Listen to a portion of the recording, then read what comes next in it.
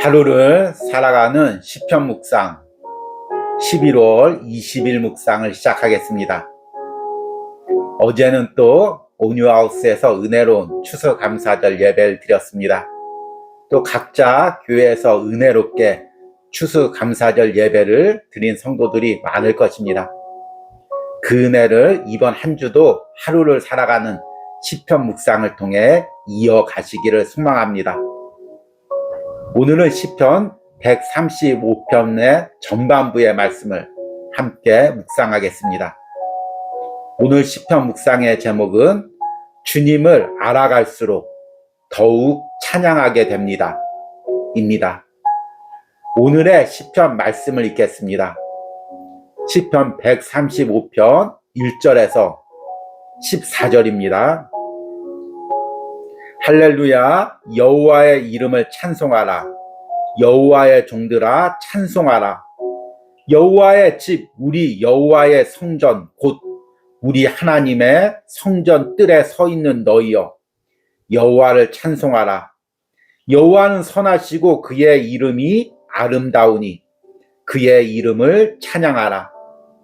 여호와께서 자기를 위하여 야곱, 곧 이스라엘을 자기의 특별한 소유로 삼으셨음이로다. 내가 알거니와 여호와께서는 위대하시며 우리 주는 모든 신들보다 위대하시도다. 여호와께서 그가 기뻐하시는 모든 일을 천지와 바다와 모든 깊은 데서 다 행하셨도다.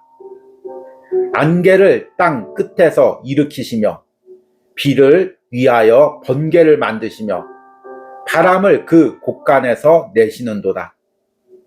그가 애굽에 처음 난 자를 사람부터 짐승까지 치셨도다. 애굽이여, 여호와께서 내게 행한 표적들과 징조들을 바로와 그의 모든 신하들에게 보내셨도다. 그가 많은 나라를 치시고 강한 왕들을 죽이셨나니 곧 아모리인의 왕 시온과 바산 왕 옥과 가나안의 모든 국왕이로다. 그들의 땅을 기업으로 주시되 자기 백성 이스라엘에게 기업으로 주셨도다. 여호와여, 주의 이름이 영원하시나이다. 여호와여, 주를 기념함이 대대에 이르리이다. 여호와께서 자기 백성을 판단하시며 그의 종들로 말미암아 위로를 받으시리로다. 아멘.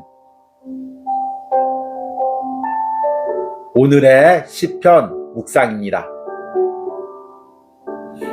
아이를 키워가면서 가장 크게 깨닫는 것은 부모님의 사랑입니다. 내가 어릴 때는 부모님이 내게 해주시는 것들을 당연한 것으로 알았습니다. 또 내 기준에서 부모님의 사랑이 부족하다고 생각하며 원망하고 불평했습니다. 그러나 아이를 키워가며 부모님의 사랑과 헌신이 얼마나 감사한 것인지를 새삼 깨닫습니다.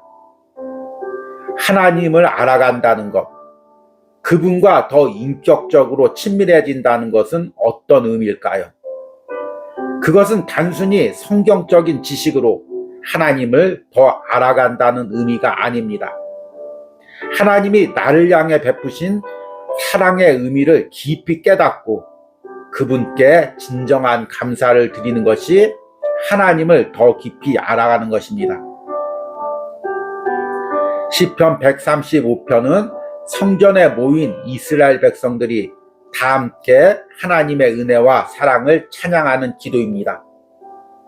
먼저 그들은 하나님의 선하신 성품과 그들과의 관계에서 발견한 하나님의 이름의 아름다움을 찬양합니다. 그리고 여러 민족들 중에서 자신들을 특별한 소유로 택하신 은혜를 찬양합니다. 더 나아가 하나님이 자신들에게 행하신 일들을 찬양합니다. 먼저는 애굽에서 특별한 기적으로 출애굽 시킨 은혜를 찬양합니다. 또 가나안 땅에 들이셔서 모든 대적들을 물리치시고 땅을 기업으로 주신 은혜를 찬양합니다. 그들은 대대로 여호와의 이름을 기념하고 찬양하기로 결단합니다.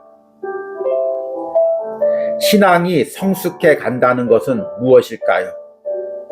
그것은 하나님의 사랑에 대해 더 깊이 알아가고 원망과 불평 대신 감사와 찬양을 드리는 신앙으로 자라는 것입니다. 내가 어렸을 때는 말하는 것이 어린아이와 같고, 깨닫는 것이 어린아이와 같고, 생각하는 것이 어린아이와 같다가 장성한 사람이 되어서는 어린아이의 일을 버렸노라. 올해 하루를 살아가는 시편 묵상을 통해 마치 긴 신앙의 여정을 걸어온 느낌입니다. 이 여정에서 가장 큰 선물은 나와 동행하시고 나를 인도하시는 하나님을 점점 더 깊이 알아가는 것입니다. 그리고 그 하나님을 알아가면 알아갈수록 내 안 깊은 곳에서 진정한 감사와 찬양이 터져 나오게 됩니다. 이런 감사와 찬양이 계속해서 우리 심령에 터져 나오기를 소망합니다. 아멘. 오늘의 시편 해석과 적용입니다. 오늘은 시편 135편의 전반부의 말씀을 묵상했습니다. 어제까지 시편 120편부터 시작돼서 134편으로 마무리되는 순례자의 시편을 끝냈습니다. 그리고 이제 오늘부터 시편 135편을 묵상합니다. 이제 올해 초부터 시작된 하루를 살아가는 시편 묵상이 얼마 남겨져 있지 않습니다. 올해 초부터 저와 함께 하루를 살아가는 시편 묵상을 동행하신 여러분들은 어떤 은혜를 받으셨습니까? 저는 매일 아침에 일어나자마자 그날 시편을 묵상하고 또 기도하고 이 묵상을 통해 기도를 통해서 주님이 주시는 은혜를 체험하고 또 묵상 영상을 여러분들에게 보내며 마치 긴 신앙의 여정을 걸어온 것 같은 느낌이 듭니다. 그 여정 가운데 항상 주님이 동행하시고 주님께서 가르쳐 주시고 깨닫게 해주시고 길을 인도해 주셨습니다. 그래서 한 해 동안 하루를 살아가는 시편 묵상을 이어가면서 우리 주님을 더 깊게 알아가고 그분과 더 깊게 동행한 은혜에 감사하게 됩니다. 그리고 이런 은혜로 주님을 더 찬양할 수 있는 은혜를 주신 것을 너무나 감사하게 생각합니다. 그런데 오늘 시편 135편을 묵상하다 보니 오늘 시편의 기도자들도 바로 이런 은혜를 경험하고 주님을 찬양하고 있음을 깨닫습니다. 오늘 시편 135편은 대표적인 공동체 감사시입니다. 공동체 감사시란 개인이 단순히 감사하는 걸 뛰어넘어 공동체가 지금까지 자신들의 공동체와 함께 하신 하나님의 은혜를 돌아보고 그 하나님께 감사를 올리는 찬양이자 기도입니다. 오늘 1절과 2절의 말씀해 보니까 이들이 이렇게 기도합니다. 할렐루야, 여호와의 이름을 찬송하라. 여호와의 종들아 찬송하라. 여호와의 집, 우리 여호와의 성전, 곧 우리 하나님의 성전뜰에 서 있는 너희여. 여기서 여호와의 성전 그리고 하나님의 성전뜰, 이것은 어떤 의미냐면 예전에는 성도들이 성막이나 성전에 나왔을 때 그 안까지 깊숙이 들어가지 못하고 제사장을 제외한 일반 성도들은 성전뜰에 머물렀습니다. 그래서 지금 성전 안에 있는 제사장이 성전뜰에 있는 백성들과 함께 하나님이 우리 민족에게 우리 공동체에게 행하신 그 은혜를 감사하고자 지금 찬양하는 것입니다. 그리고 그 은혜 중에 첫 번째는 하나님의 성품과 이름입니다. 오늘 3절 말씀에 여호와를 찬송하라. 여호와는 선하시며 그의 이름이 아름다우니 그의 이름을 찬양하라. 우리가 하나님을 찬양한다는 건 무턱대고 그냥 하나님을 찬양한다는 것이 아닙니다. 그 하나님을 알아야 찬양합니다. 그 하나님을 알아간다는 것은 그 하나님의 성품, 신학적인 용어로 속성을 알아가며 찬양하는 것입니다. 하나님은 선하시고 하나님은 정의로우시고 하나님은 지혜로우시고 하나님은 인자와 긍휼이 풍성하신 분입니다. 그 성경의 하나님을 내가 인생에서 경험하고 그 하나님의 성품을 찬양하는 것입니다.